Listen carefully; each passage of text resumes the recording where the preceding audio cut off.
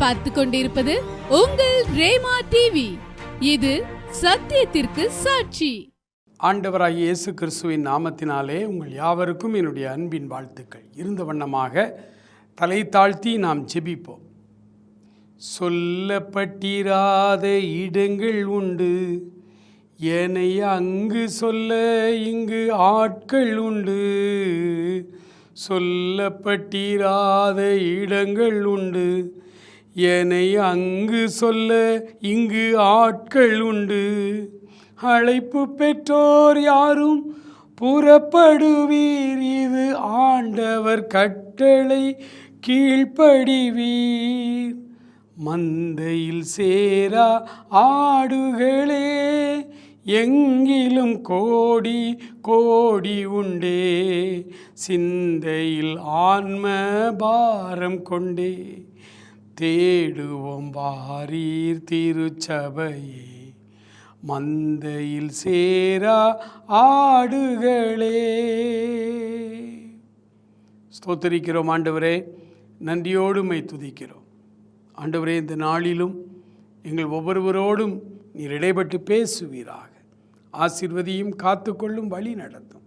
இயேசு கிறிஸ்துவின் நல்ல நாமத்தில் ஜெபிக்கிறோம் எங்கள் அருமை பிதாவே. ஆமேன், ஆமேன். பிரியமானவர்களே, ஆண்டவராகிய இயேசு கிறிஸ்துவின் நாமத்தினாலே உங்களுக்கு மறுபடியும் என்னுடைய வாழ்த்துக்களையும் வணக்கங்களையும் கூறிக்கொள்ளுகிறேன். இந்த நாள் சனிக்கிழமை தோறும் மிஷனரி பயணம் என்கிறதான தலைப்பிலே ஆண்டவருடைய வார்த்தைகளை நம்ம தியானித்து கொண்டு வருகிறோம். ஆண்டவராகிய இயேசு கிறிஸ்து 1985 ஆண்டு ஜனவரி மாதம் 2ஆம் தேதி என்னை ஆட்கொண்டார். நான் அன்று நிம்மதி இல்லாமல், சந்தோஷம் இல்லாமல், சமாதானம் இல்லாமல், பாவத்திலே இருந்த ஒரு வாலிபனாய், சராசரி வாலிபனாய் வாழ்ந்து கொண்டிருந்த அந்த காலத்தில், அந்த நாளிலே ஆண்டவர் என்னை தேடி வந்தார். ஆண்டவரை என் சொந்த இரட்சகராய் நான் ஏற்றுக்கொண்ட அந்த மாலை நேரம் என் வாழ்க்கையிலே மறக்க முடியாத ஒரு அனுபவம். வேதனையோடும் துக்கத்தோடும் அழுகையோடும் சாவை நோக்கி ஓடிக்கொண்டிருந்த என்னை ஆண்டவர் தடுத்து நிறுத்தினார். ஒரு ஊழியக்காரர் மூலமாக அவர் எனக்கு அறிமுகமான ஒரு ஊழியக்காரர், அவர் எனக்காய் ஜெபித்தார். ஒரு சில நிமிடங்களுக்குள்ளாக ஒரு அற்புதம் நடந்தது. என் உள்ளத்தை பாரப்படுத்தி கொண்டிருந்த, என் உள்ளத்திலே வேதனை கொடுத்து கொண்டிருந்த, என் உள்ளத்திலே துக்கம் நிறைந்திருந்த அந்த இருதயத்தில் ஒரு வினாடி அல்லது ஒரு நிமிட அந்த ஜெபத்திலே எல்லாம் என்னை விட்டு ஓடிவிட்டு, பாரமாய் இருந்த என் சரீரம் கூட இலகுவாய் மாறினது போல ஒரு உணர்வு, ஒரு மகிழ்ச்சி நிறைந்த உணர்வு. அந்த உணர்வை என்னால் விளக்கி சொல்ல முடியாது. அதை அனுபவித்து பார்த்து அன்று முதல் இன்று வரை 40 வருடங்கள் ஓடிவிட்டது. இந்த 40 ஆண்டு காலம் ஆண்டவர் அன்றைக்கு கொடுத்த அதே சந்தோஷம், சமாதானம் இன்று வரை எனக்குள்ளே இருக்கிறார். ஆம், எனக்கு அருமையானவர்களே, இன்றைக்கும் தேவ சமூகத்திலே ஜெபத்திலே போய் அமர்ந்து அவருடைய சமூகத்திலே என்னுடைய காரியங்களெல்லாம் சொல்லிவிட்டு அவருடைய பிரசன்னத்திலே அமர்ந்திருக்கும் பொழுது, அந்த முதல் நாள் என்னை தேடி வந்த ஆண்டவர் எனக்குள் கொடுத்த அந்த மகிழ்ச்சி, அந்த இலகுவான ஒரு தன்மை, பறப்பது போன்ற ஒரு உணர்வு இன்றும் ஆண்டவர் அந்த அன்பை எனக்குள்ளே ஊற்றி வைத்திருக்கிறார். 85வது வருடத்திலே நான் அவரை ஏற்றுக்கொண்ட அந்த வினாடியிலே அவர் எனக்கு சொன்னார், ஸ்திரியானவள் தன் கற்பத்தின் பிள்ளைக்கு இறங்காமல் தன் பாலகனை மறப்பாளோ? அவர்கள் மறந்தாலும் நான் உன்னை மறப்பதில்லை என்று சொன்னார். இன்று வரை என்னை நடத்தி கொண்டிருக்கிறார். எனக்கு அன்பானவர்களே, ஒரு வாலிபனாய், 22 வயது வாலிபனாய் இன்றைக்கு நான் நின்று கொண்டிருந்தேன். ஆண்டவர் என்னை தேடி வந்த அந்த நாள் மறக்க முடியாத ஒரு நாளாய், என் வாழ்வை மிகுந்த ஆசீர்வாதங்களை பெற்றுக்கொண்ட நாளாய், 20 வயது உள்ள அல்லது அந்த காலகட்டத்தில் உள்ள வாலிபர்களுக்கு இன்றைக்கும் நான் சொல்லுகிறேன்,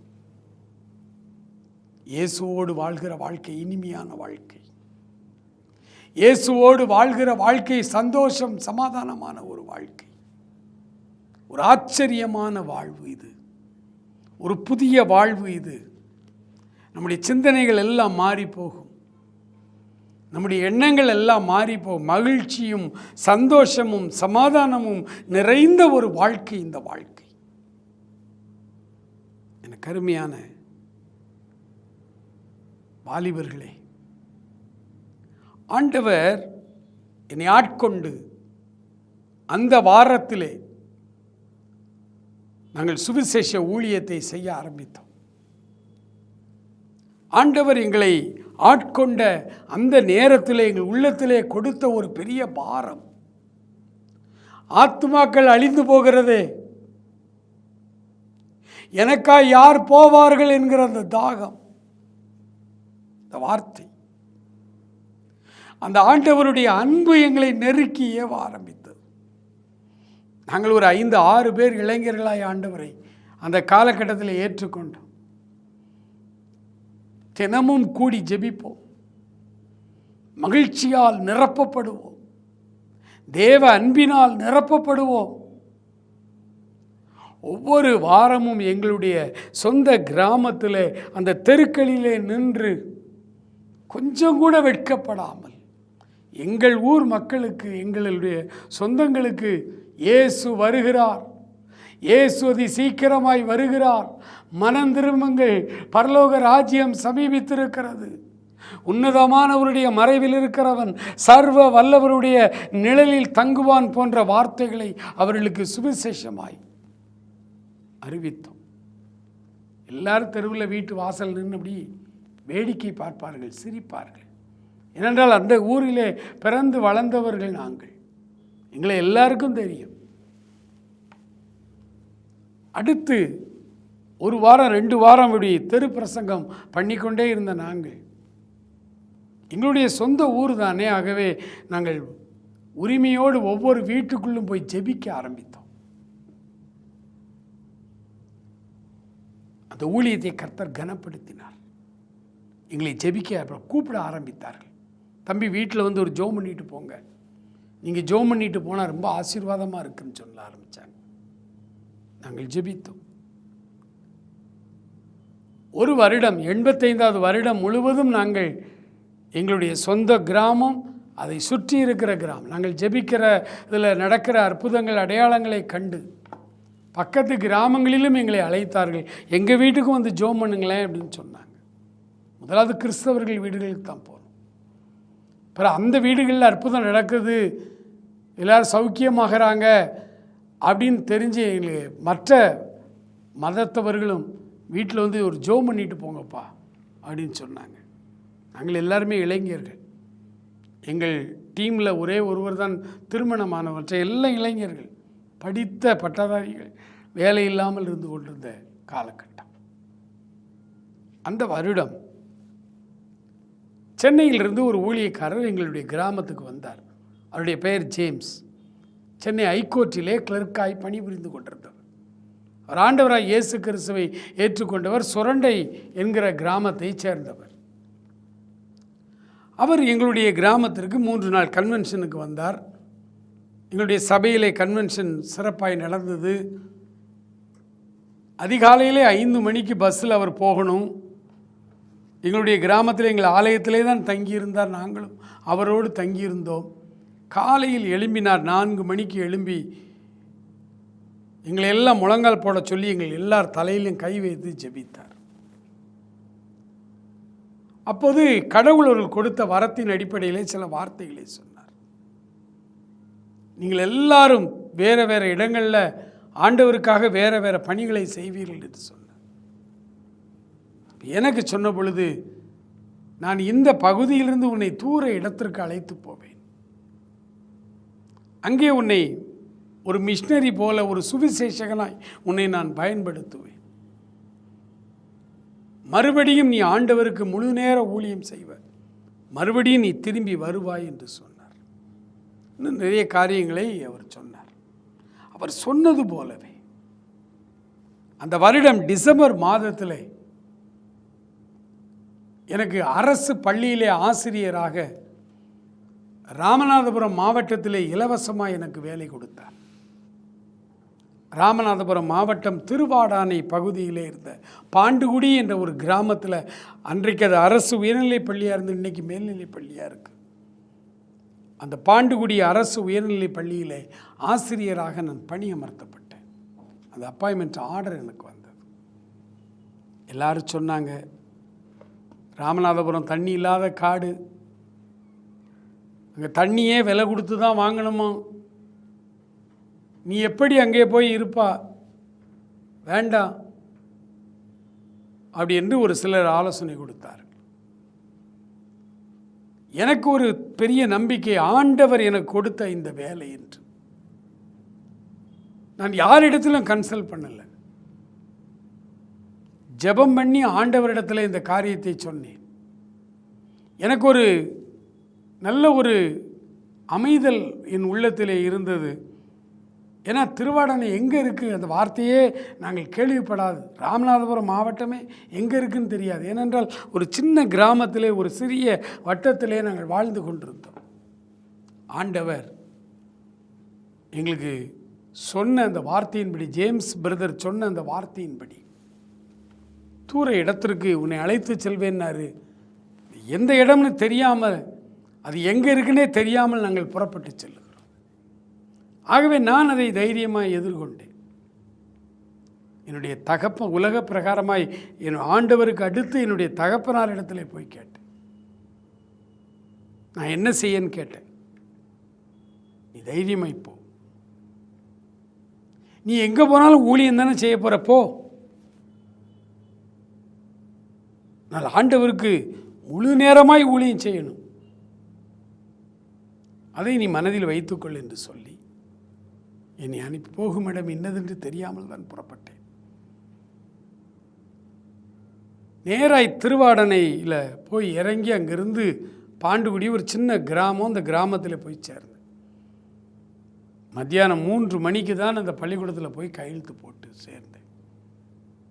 அந்த நாட்களிலே மிகவும் மிகவும் பின்தங்கின பகுதியாய் திருவாடனை தாலுகா இருந்தது.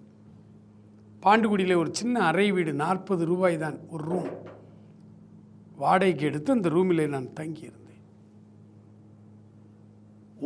முதல் ஒரு வாரம் அங்கே வேலை செய்து கொண்டிருந்தேன். ஒரு வெள்ளிக்கிழமை பள்ளிக்கூடத்தில் நான் அங்கே பணியாற்றி கொண்டிருந்த நேரம் ஒரு தகவல் எனக்கு வந்து, உன்னை பார்க்க யாரோ வந்திருக்கிறார்கள் என்று.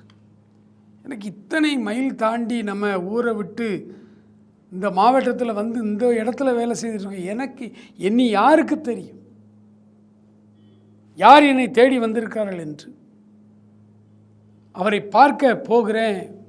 முகந்தெரியாத, முன்பின் தெரியாத ஒருவர் நின்று கொண்டிருந்தார். பிரதர் பிரைஸ் தி லார்ட் என்று சொன்னார். நானும் அவருக்கு வணக்கம் செலுத்திவிட்டு, என்ன நீங்கள் யார் என்று கேட்டேன். அப்போ அவர் சொன்னார், திருவாடானையிலிருந்து வர்றேன், கிட்டத்தட்ட ஒரு 7 கிலோமீட்டர் திருவாடானைக்கும் நான் வேலை பார்க்கிற பாண்டுகுடி என்ற கிராமத்துக்கும் 7 மைல். அவர் ஒரு டவுன் பஸ்ஸில் தான் ஏறி வந்திருக்கிறார்.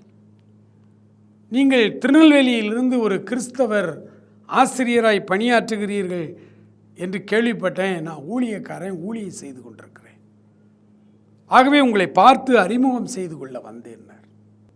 எனக்கு ரொம்ப ஆச்சரியம். யாருமே இல்லாத அந்த பகுதியில் என்னை தேடி ஒரு ஊழியக்காரரை கடவுள் அனுப்பியிருக்கிறார். மகிழ்ச்சியோடு அவரோடு ஐக்கியப்பட்டேன். அந்த முதல் ஒரு வாரம் நான் ஜெபத்தில் இருந்தேன், அவ்வளவு. பிறகு திருவாடானையில் உள்ள கிராமங்களுக்கு சனி ஞாயிறு விடுமுறையில் சைக்கிள், வாடகை சைக்கிள் எடுத்துக்கொண்டு அப்படியே இந்த கிராமங்களுக்குள்ளே போய், நானும் அந்த பாஸ்டர் பிரான்சிஸ் லூயிஸ் அவர் பெயர், அவர் அப்பொழுது திருவடனிலே ஊழியம் செய்கிறார். சர்ச்சு கூட கிடையாது, ஒரு விசுவாசி கூட அவர் கிடையாது. அவரும் அவருடைய மனைவியும் மாத்திரம் அங்கே இருக்கிறார்கள். திருவடனையில் ஒரு வீட்டை வாடகைக்கு எடுத்து அந்த வீட்டில் ஜெபித்து கொண்டிருக்கிறார்கள். முழு நேரமாய் அவர்கள் ஊழியத்திற்கு அழைக்கப்பட்டவர்கள். ஆகவே நானும் அவரும் சனிக்கிழமை அப்படியே அந்த கிராமங்களுக்கு எல்லாம் சுற்றி திரிந்து போய் பார்க்கும் பொழுதுதான் கிட்டத்தட்ட என்னுடைய முதல் மிஷனரி தளம் திருவாடனையாக இருந்தது. இந்த திருவாடனை கிராமங்களுக்குள்ளே போய் நாங்கள் ஆண்டவருடைய ஊழியத்தை ஆரம்பித்தோம். சின்ன சின்ன அது பாண்டுகுடியே கிராமம், அதுக்கும் பயங்கரமான கிராமம், சைக்கிள் போக முடியாத கிராமமெல்லாம் அங்கே உண்டு. சுற்றி வயல் இருக்கும், மத்தியில் ஒரு 50 வீடு இருக்கும். அது ஒரு கிராமம். இந்த கிராமத்துடைய பெயர்கள் கூட எனக்கு இன்றைக்கி நினைவில்லை. அந்த கிராமங்களுக்குள்ளே போய் ஆண்டவருடைய ஊழியத்தை செய்தோம். தேவை நிறைந்த ஒரு பகுதி. ஆண்டவரை ஒரு முறை கூட கேள்விப்படாத பல மக்கள், பல கிராமங்கள். அந்த கிராமங்களிலே போய் ஆண்டவருடைய வார்த்தையை சொல்லும் பொழுது சாசு பிடித்து ஜனங்கள் ஆடுவார்கள். தெருக்களிலே உடனே ஜெபித்து ஆண்டவர் அந்த பேய்களை விரட்டுவார், அவர்கள் சுகமாவார்கள். எங்களை தேடி ஜனங்கள் வர ஆரம்பித்தார்கள். அப்படியே அந்த பகுதி முழுவதும் நாங்கள் ஊழியம் செய்து கொண்டே இருந்தோம். மெதுவாய் இந்த சபைக்கு ஞாயிற்றுக்கிழமை தோறும் இந்த சபையிலே போய் ஆராதிப்போம்.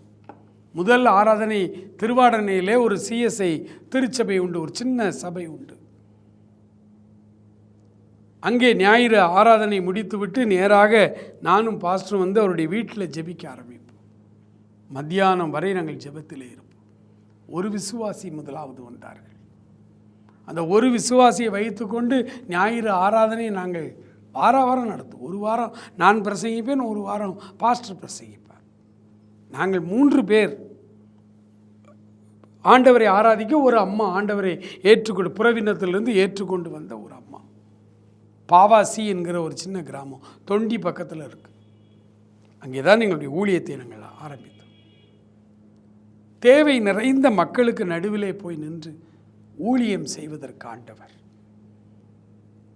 நம்மை கொண்டு செல்கிறார். எனக்கு அருமையான சகோதரனே சகோதரி, இன்றைக்கும்